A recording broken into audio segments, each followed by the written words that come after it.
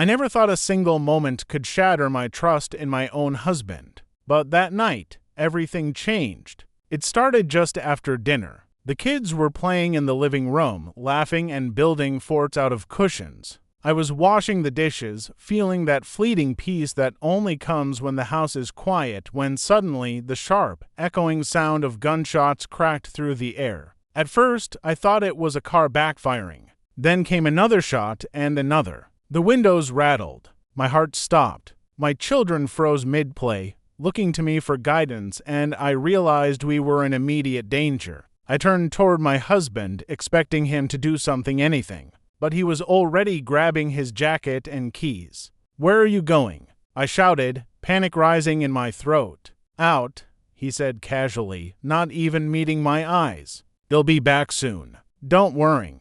I blinked, trying to process what I had just heard. Out. Out where? "They're shooting outside." "What are you doing leaving us alone?" "I've got to check it out," he replied. "I'll call if it gets bad." And just like that, he walked out the door. I was frozen, staring at the empty doorway, then at her children. 4 pairs of eyes stared back at me, wide and terrified. The youngest, barely 3, clutched a stuffed rabbit to her chest. The older ones didn't speak, they just waited for me to do something. That night, I realized the depth of my betrayal. Not only had my husband left me alone in a moment of real danger, but he had also abandoned the children, the people I had trusted him to protect above all else. I tried to stay calm. I locked all the doors and windows, drew the blinds, and gathered the kids into the living room, holding them close. My heart pounded so hard I thought it might burst. Every sound outside a car door, footsteps, even a distant bark made me jump.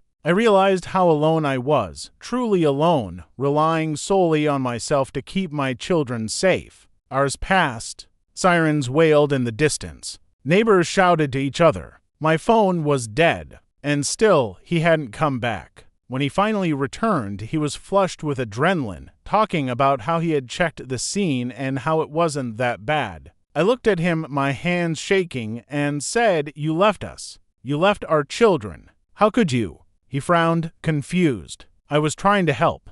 "What's the big deal? You were fine, weren't you?" I felt the blood drain from my face. "Fine." Fine is sitting in the dark, listening to every bang and wondering if one of them would hit our house, holding your terrified children in your arms, and knowing the person who should protect you had chosen to walk out the door instead. That's when the betrayal hit hardest. Not a stranger, not a criminal outside, but the person who had promised to be my partner in every sense of the word. The person who had sworn to put family first. He left me alone, completely alone. Since that night, I haven't looked at him the same way. I see his absence, his disregard, his willingness to risk our safety without a second thought. The children notice it too. They cling to me a little tighter. They ask if Daddy will leave again. And every time I try to reassure them, I feel the sting of betrayal all over again. So here I am, asking strangers online. Aitah for being furious at my husband for leaving me alone with our children after I heard shooting outside.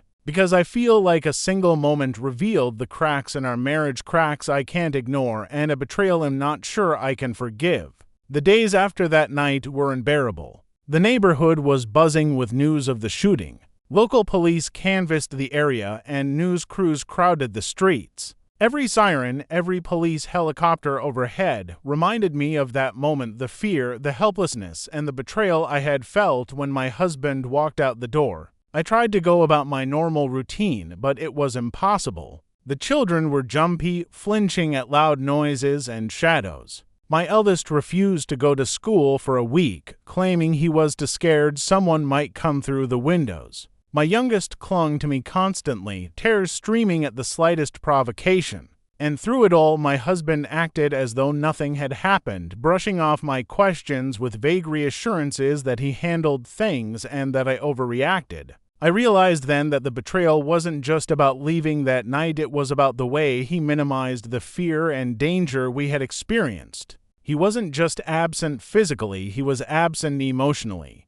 I started documenting everything. I wrote down what the children said each day, The fear in their eyes, the nightmares they described, and the constant questions about whether he would leave again. I also wrote down his responses: short, dismissive, often defensive. It felt important to have a record because, in the fog of daily life, I feared I might forget just how alone he had left us. Friends and family noticed the tension immediately. Some tried to intervene, suggesting counseling or mediation. Others sided with him, arguing that he had only meant to check things out and that I was overreacting. That division stung.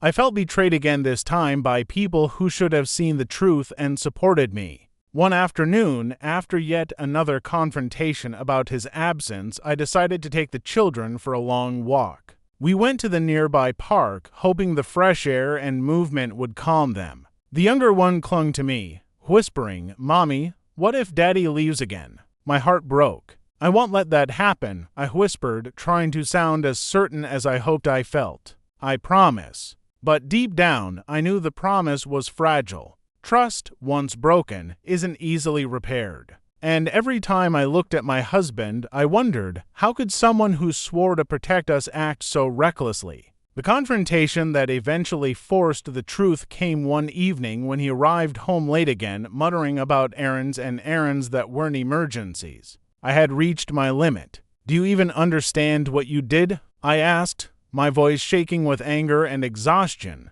"You left me alone with our children while there was gunfire outside. Do you have any idea what that felt like?" He looked at me, frustrated. I had to see what was happening. I couldn't just sit there. "No," I snapped. "You chose to leave us. You chose to risk our safety. You abandoned us when we needed you most. That's not bravery. That's betrayal." The silence afterward was unbearable. The children, who had overheard the argument, peeked from the hallway, wide-eyed. Even in my fury, I felt guilty for scaring them further, but I couldn't stay silent. The betrayal had to be acknowledged. For weeks, we tiptoed around each other. I was cautious, guarded, always watching his reactions. He tried to make small gestures of apology, bringing home dinner, offering to help with homework, but I couldn't shake the memory of that night.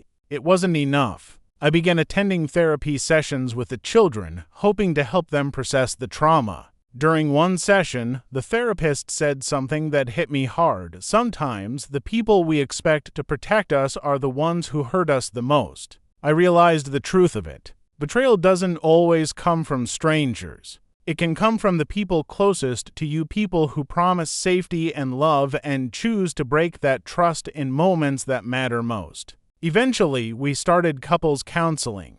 He claimed he didn't realize how terrifying it was and that he meant no harm. I wanted to believe him, but the betrayal left scars. Trust, once shattered, can be repaired only slowly, with evidence of genuine change over time. Now, months later, we are trying to rebuild. The children are gradually less fearful. My husband is learning to listen and to prioritize our safety and well-being. But every time I hear a loud noise outside, every time a stranger walks past the window unexpectedly, the memory of that night hits me like a wave.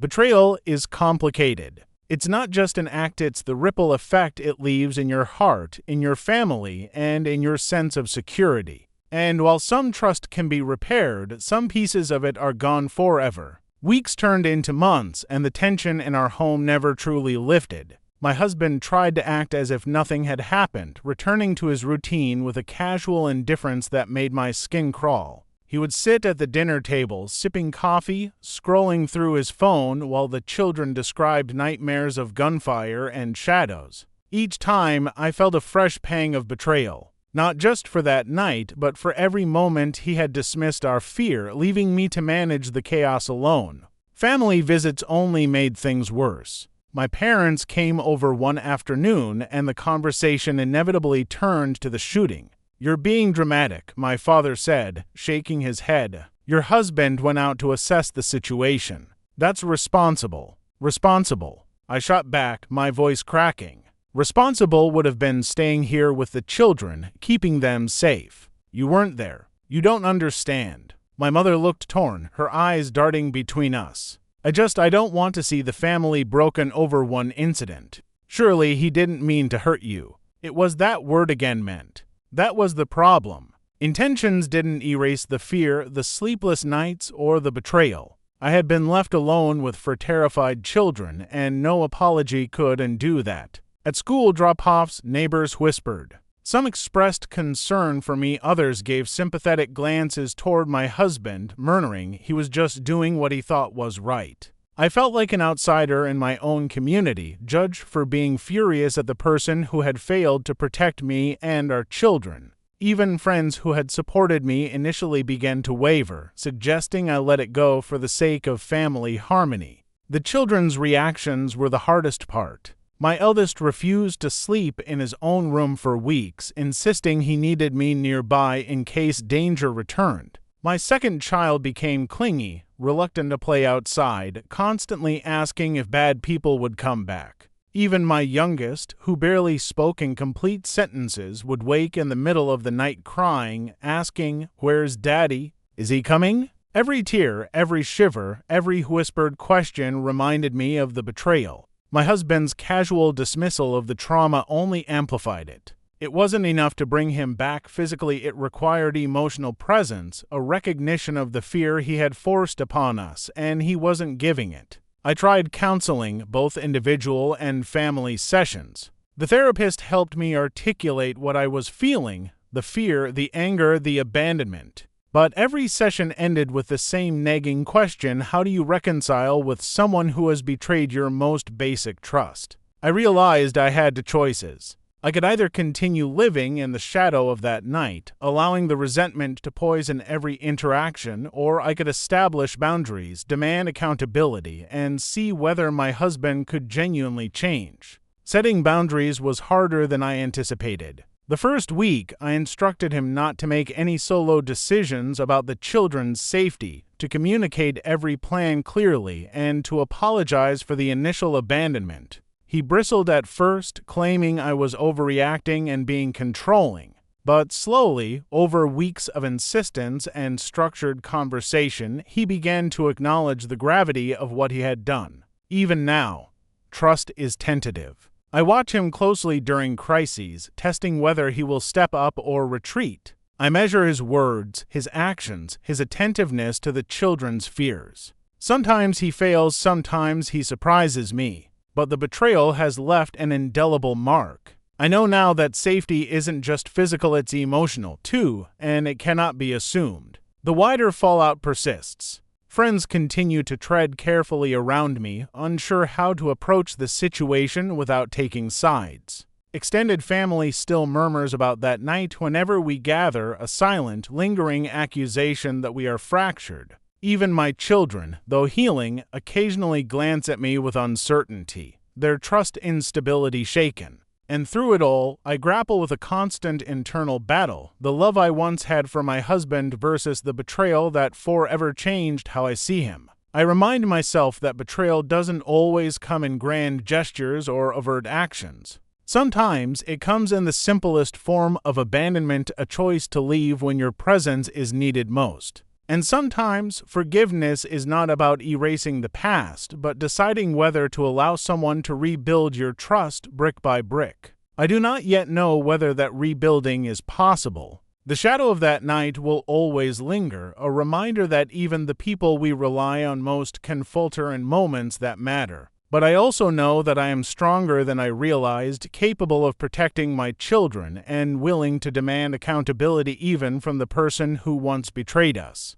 Because sometimes survival is not just about weathering danger, it's about confronting betrayal head-on and refusing to let it define the rest of your life.